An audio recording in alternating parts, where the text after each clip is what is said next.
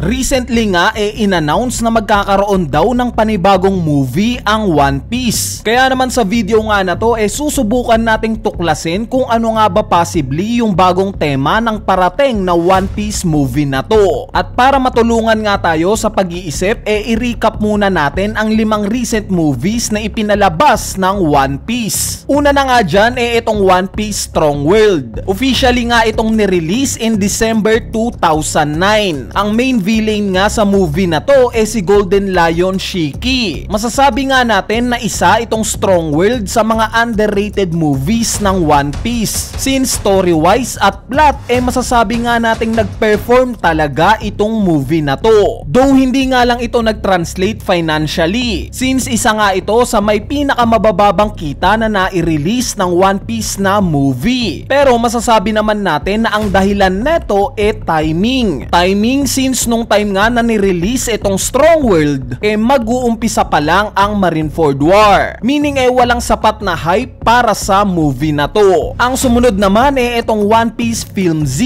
Officially nga itong ni-release in December 2012. Unlike nga sa Strong World na mababa ang hype, itong Film Z nga napakataas ng hype. Since nung ni-release nga ito kakatapos lang ng madugong Marineford War. At yes, nag-translate nga yung success ng movie na to financially dahil umabot nga yung kita neto ng $85 million. Ang ikatlong movie na may pinakamataas na kita na nai-release ng One Piece. Bale ang tema nga ng movie na to patungkol sa Marines. Kaya nga maraming information ang nailabas patungkol sa hanay nila. Specifically ngang hinighlight sa movie na to yung main villain sa istorya na si former Admiral Zephyr. Sumunod naman na ipinalabas itong One Piece Film Gold. Officially nga itong nirelease in July 2016. Unlike nga sa success ng One Piece Film Z medyo bumaba nga yung performance ng One Piece Film Gold. Since kumita nga lang ito ng $66 million. Di hamak na mas mababa kesa sa Film Z. Ang rason nga na nakikita ko dito dahil sa characters. Since yung main villain nga sa storya na to si Guild Tesoro, which is ang background niya dati daw siyang slave ng mga Celestial Dragons. Bukod nga kay Tesoro sa tingin ko na nagkulang rin itong movie na to sa pagdadagdag ng mga available characters sa anime. Since iilang characters nga lang ang nakita natin sa movie na to bukod syempre sa Straw Hat Pirates. Pero gaya nga ng sinabi ko ito pa lang yung ikatlong release ng One Piece na malaking movie nila. Kaya naman masasabi nga natin na nagpa-formulate pa lang sila kung ano ang papatok sa mga tao. At yes, itong mga lesson nga na to tinake note nila sa ika-4 na movie na nirelease nila, which is itong One Piece Stampede. Officially nga itong nirelease in August 2019. Gaya nga ng sinabi ko sa tatlong nagdaang movies na pagpo-formulate ng One Piece meron silang tatlong lesson na natutunan. At ito nga yung timing, yung hype at pagdadagdag ng additional characters. Lahat nga ng yan ginawa ng One Piece sa Stampede. Una timing. Dahil nung time nga na ni-release itong movie na to ito rin yung time na nag-uumpisa na ang Wano arc sa anime. Meaning saktong timing talaga ito. Since nakita naman natin na mas nag-improve na yung animation nung time na to. Ikalawa yung hype. Ilang araw nga bago ma-release itong Stampede saktong lumabas nga ang chapter 951 sa manga. At mind you guys ito nga yung chapter kung saan ipinakitang naglaban sila Big Mom at Kaido. Meaning sobrang hype talaga neto. At finally characters. Ang main villain nga sa movie na to si Douglas Bullet. Imbis nga nagayahin yung One Piece Film Gold na gawan ng separate history ang main villain, ang ginamit ngang formula ng Stampede similar sa One Piece Film Z. I-attach itong magiging main villain sa isang karakter sa main storyline. At this time nga ginawa nila ito sa Roger Pirates. Pinalabas nga na dating miyembro si Bullet ng Roger Pirates. Bukod pa dyan grabe nga rin yung dinagdag ng mga additional characters sa movie na to. Kumbaga kung sino yung nakikita ng One Piece na mahal ng mga fans, dinagdag nila sa movie na to. Gaya na lang nila Boa Hancock, Buggy, Trafalgar Law at syempre si Sabo. Kaya naman ang naging resulta nga ng movie na to base sa formulation na to kumita ito ng $93 million.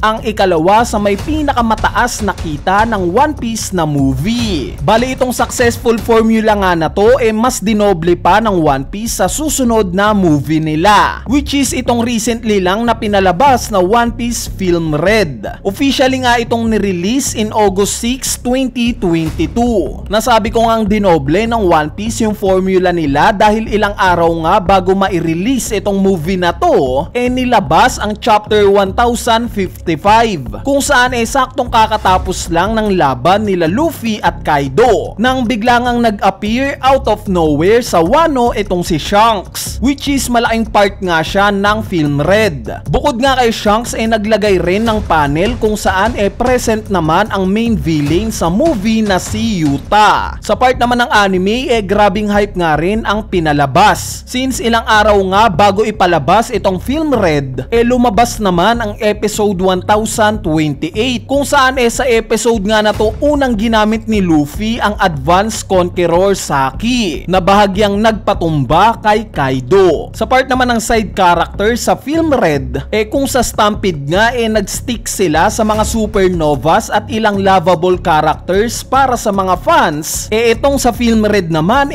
ang ginamit ng One Piece itong pinakamisteryosong pirate crew sa kwento. At ito nga yung Red Hair Pirates. Bali yung standard nga na nire-relate ng One Piece yung nagiging main villain sa main storyline character muli na namang ginawa sa Film Red. At this time nga related itong main villain na si Yuta kay Shanks. At dahil nga sa overwhelming hype, timing at additional characters na inilagay sa Film Red nagresulta nga ito ng off the charts results. At yes, ito nga yung pinakakumitang One Piece movie all time, garnering $246 million. Halos i-triple nga nito yung kita ng One Piece Stampede. In fact, itong Film Red nga ang currently na 7th all-time highest grossing film sa Japan. Kaya naman masasabi nga natin na yung formula ng timing, hype at additional characters magpe-play out pa rin sa susunod na ilalabas na movie netong One Piece. So ano kaya ang susunod na One Piece movie? Base nga sa mga fans, syempre kabilang na ako ang pinakamaugungang request para sa susunod na movie yung God Valley Incident movie, which makes sense naman para sa akin dahil kung hype at additional characters nga lang ang pag-uusapan no doubt beyond expectations yung masasaksihan natin sa God Valley Incident since yung pinakamalalakas ngang karakter na kilala natin sa mundo ng One Piece present sa event na to. Pero ang tanong nga lang nalulutang dito handa kaya si Oda na isacrifice itong canon event na to at gawin niyang movie? Dahil alam naman natin na yung mga ipinapalabas na movie mga non-canon o basically hindi sila kasama sa main storyline. Though may exception lang sa ilang characters na nasa movie gaya nila Shiki at Yuta. Pero nonetheless hindi pa nga naglalabas ang One Piece ng talagang movie na kasali sa main storyline. Kumbaga ang nagiging labas side story itong mga kwento sa movie. Ang sumunod ngang possible na magiging movie yung kwento ng Roger Pirates pagtapos mamatay ni Roger. Nakuha ko nga itong idea na to sa laro na One Piece Odyssey kung saan may kakayanan sa laro na to ang Straw Hat Pirates na pumunta sa nakaraan o kaya nilang balikan yung mga dating events. Pwede ngang mangyari to since alam naman natin na sa bawat movie ng One Piece laging ang main characters itong Straw Hat Pirates. Kumbaga bawal silang mawala sa kwento. Ngayon kung magfo-focus nga sa Roger Pirates ang movie it makes sense lang na gawa ng senaryo ni Oda na kayang makapag-time travel ng Straw Hat Pirates sa nakaraan para i-check kung ano ang ginagawa ng mga miyembro netong Roger Pirates. At lastly ang tingin kong papatok na movie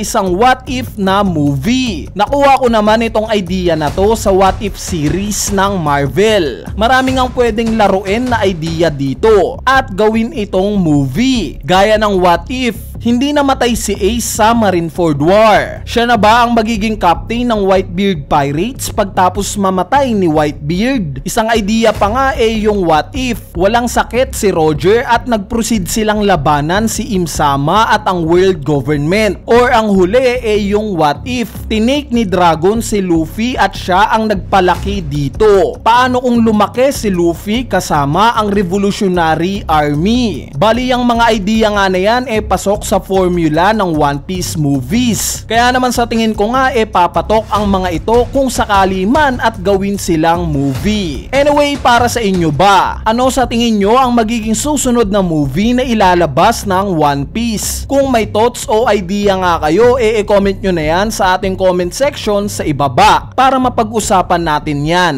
So yun lang, peace!